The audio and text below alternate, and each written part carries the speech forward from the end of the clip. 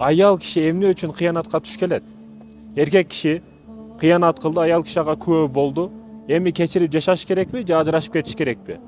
Ажырашып кетейин десе, жеке башын ойлойн десе, ортодо балдары бар, кыздары бар. Өзгөчө аял киши балага өтө катуу тартылат. Чогуу жашашат. Үй бүлөнүн башчысы негизи ким десеңиз, бул эркек киши.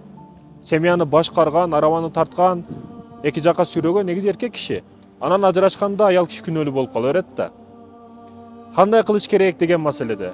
Кыянатты негизи ким? Эмне үчүн кылат? Аял киши эмне үчүн кыянат кылат десеңиз, эркек киши эмне үчүн кыянат кылат десеңиз, миңдеген себептерди айтышыбыз мүмкүн.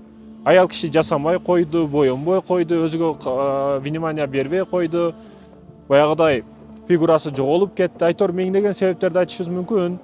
Бирок миңдеген себептерге карабастан ушу жасанып жүргөндөрдүн деле күйөөлөрү кыянат кылып аткандары толтура. Жасанбай калды, башка болду деген маселелерди дагы, жасанбай тургандары дагы кыянат кылгандары толтура.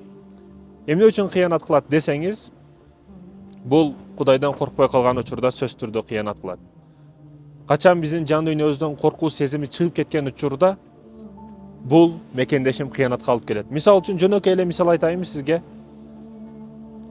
Мисал үчүн паланчаны баш кетет, азыр өлтүрүлөт, атууга кетет десе, ошо паланча адам кыянат кылууну, кыздарга барууну же жыргап жүрүүнү ойлойбу? Эч качан ойлобойт. Себеби өлүмү жакын да, коркуу күчтүү. Ошол сыяктуу эле качан биз коркконубузда, Кудайдан корккон учурубузда биз кыянаттан алыс болобуз. Кыянаттын ар бир түрүнөн, өмүргө кыянат, өзүңүздүн ден соолугуңузга кыянат, аялыңызга кыянат, балдарыңызга кыянат, баардыгына кыянат кылбай каласыз качан?